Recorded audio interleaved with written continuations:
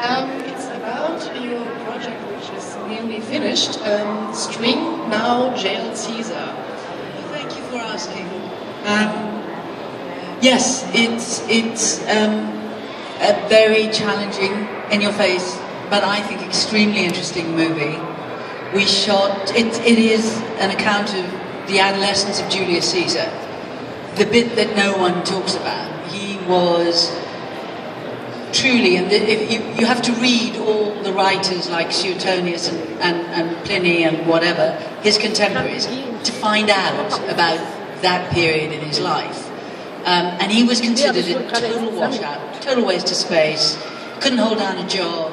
He was, in Roman terms at that point, sexually inappropriate because he was bisexual, and it was deeply frowned upon at that time. And then in his late 30s, he goes on this trajectory that makes him Caesar. And so the film explores his journey to that spot. But we don't tell it in ancient Rome. It's told in 3 prisons. Cardiff Prison in Wales, Drumheller Penitentiary in Alberta, and Portsmouth Prison in South Africa. And with 500 prisoners, and there are some wonderful, wonderful actors in it, but several of the principal roles are played by prisoners, and it's multiple layers of various universes all on top of each other and all intersecting. And to our astonishment, it's been picked up by a US art house distributor called Corinth, and it will be released in the States in the autumn.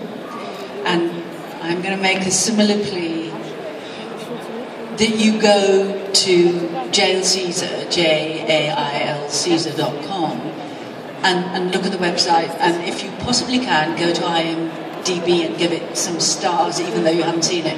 Because, and this is really important, you, as the audience, now drive movie sales. Believe it or not, we were asked by Corinth to initiate a massive social media campaign, and so we've employed someone who is pulling all of the things together. I know nothing about it, but I don't think you, perhaps you do, understand the power that you actually wield now. Because marketing is now social media. That's where they spend their money. And you are social media. Everyone who goes online and likes stuff or follows stuff or is interested in stuff actually supports what they're interested in. And the studios pay attention, believe me. So use that power to support work the kind of work that you're interested in, because it's of immense value to the filmmakers. We're finishing, may I say this? Because it may be of interest to the audience.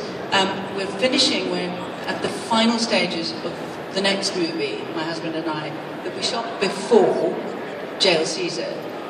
And we shot it, 3 of us, wrote the movie together and shot it together. The other person is Austrian. His name is Gunther Singer.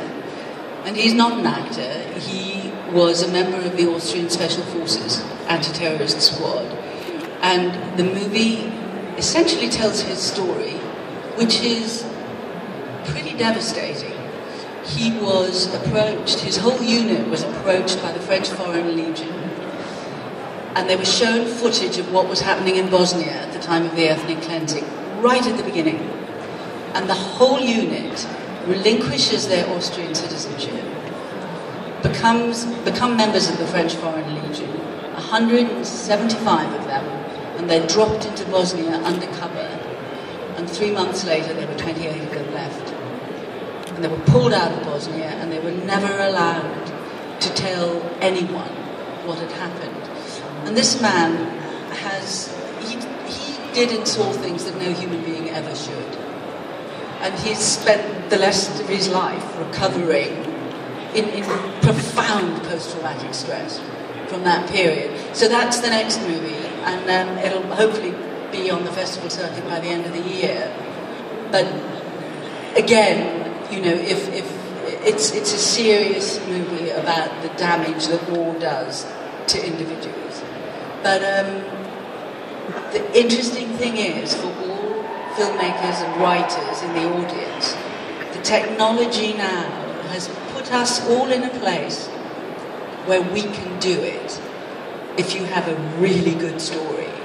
People want to hear good stories. You're no longer dependent on a studio green-lighting a good story.